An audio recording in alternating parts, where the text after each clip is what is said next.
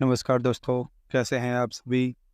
Higher education department Chandigarh द्वारा एक notification जारी किया गया है, जिसमें हरियाणा के government college, government aided college और सेल्फ फाइनेंसिंग जो प्राइवेट कॉलेज है, रेगुलर बेसिस पर उनके एडमिशन के बारे में ये नोटिफिकेशन है। आइए जानते हैं क्या है ये नोटिफिकेशन। पूरी डिटेल जानने के लिए वीडियो को पूरा देखें अंत तक और चैनल को लाइक, शेयर एंड सब्सक्राइब जरूर करें। सेशन 2024-25 का यूजी एडमिशन का जो शेड्यूल है वो इस प्रकार है। 29 मई से 1 जून के अंदर कॉलेज को अपनी रिपोर्ट देनी होगी, जिसके अंदर कॉलेज की बेसिक डिटेल, उसके एडमिशन, उसके कोर्सेज और क्या क्या प्रोग्राम है, कितनी सीट है कॉलेज के अंदर, क्या फीस है, ये सभी डिटेल कॉलेज की तरफ से साइट पर प्रोवाइड की कर दी जाएगी। ऑनलाइन एडमिशन पोर्टल आपका 3 जून से 25 जून तक चलेगा, जिसके अंदर आपको ऑनलाइन रजिस्ट्रेशन करवाना होगा। एक बार फाइनल सबमिट होने के बाद यदि आपको लगता है फॉर्म एडिट कर सकते हैं, तो आप 3 जून से 26 जून तक इस फॉर्म को एडिटिंग भी कर सकते हैं। कॉलेज द्वारा ऑनलाइन डॉक्यूमेंट वेरिफिकेशन का कार्य 5 जून से 28 जून तक रहेगा। फर्स्ट मेरिट लिस्ट की बात करें तो दोस्तों, प्रोविजनल मेरिट लिस्ट आपकी 2 जुलाई को तैयार हो जाएगी और 3 जुलाई को आपकी साइट पर अपलोड कर दी जाएगी। इसी प्रकार 4 जुलाई से 8 जुलाई के बीच आपकी फर्स्ट मेरिट लिस्ट के जिन भी कैंडिडेट का नाम आया है वो अपनी फ़ीस सबमिट करवा सकते हैं। उसके बाद सेकंड लिस्ट लगाई जाएगी, जो आपकी 9 जुलाई को तैयार हो जाएगी और 10 जुलाई को साइट पर अपलोड कर दी जाएगी।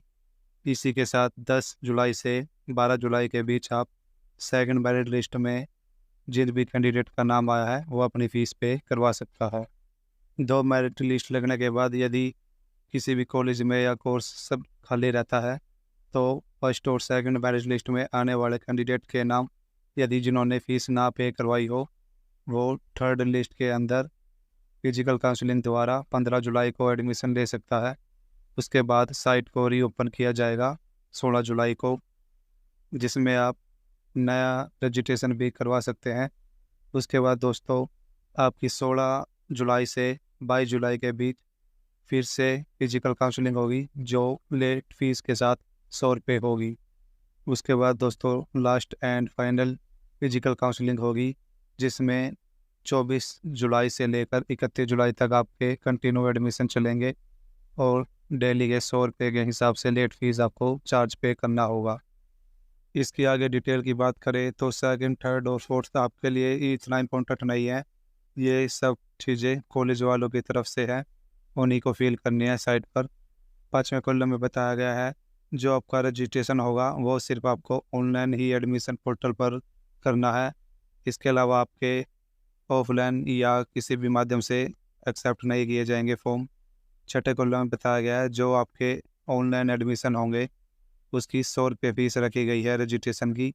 ये सभी कैंडिडेट को पे करनी होगी, चाहे वो मेल हो, फीमेल हो या किसी भी कैटेगरी से बिलोंग क्यों ना करता हो। नेक्स्ट में यूनिवर्सिटी के हिसाब से ही आपको कोर्स या प्रोग्राम प्रोवाइड करवाए जाएंगे, जिस भी कोर्स में आप एलिजिबिलिटी हो। 9वें कॉलम के अंदर जो आपका फैमिली आईडी का क्राइटेरिया है, आपकी फैमिली आईडी हरियाणा के अंदर कंपलसरी है। और इनकम सर्टिफिकेट की बात करें तो आपकी इनकम वेरीफाई होनी कंपलसरी है फैमिली आईडी के अंदर।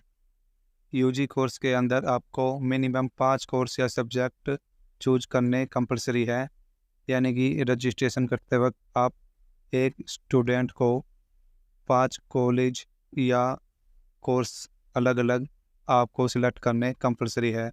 11वें कॉलम में बताया गया है, आपके सिर्फ 3 फेज के अंदर ही एडमिशन डन माना जाएगा, यानी कि फर्स्ट, सेकंड और थर्ड मेरिट लिस्ट के बिहेव पर ही आपका एडमिशन माना जाएगा। उसके बाद कोई भी फॉर्म आपका एक्सेप्ट नहीं किया जाएगा।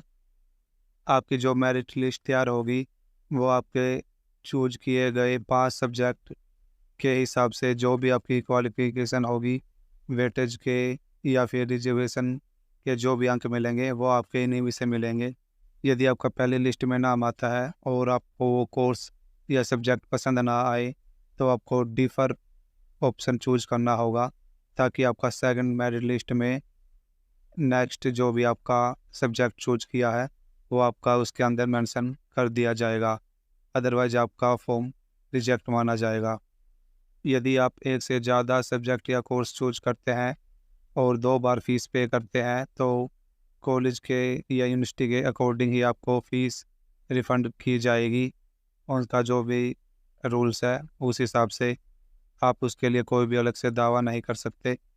एडमिशन फ़ीस की बात करें तो गवर्नमेंट कॉलेज के अंदर जितने भी कोर्सेज है, जितने भी गवर्नमेंट कॉलेज है हरियाणा के अंदर, इन सब की फ़ीस ऑनलाइन मोड में ली जाएगी। और जो प्राइवेट हैं या एडिट कॉलेज हैं उनकी दोनों माध्यम से फ़ीस पे करवा सकते हैं, वो ऑफलाइन भी और ऑनलाइन मोड।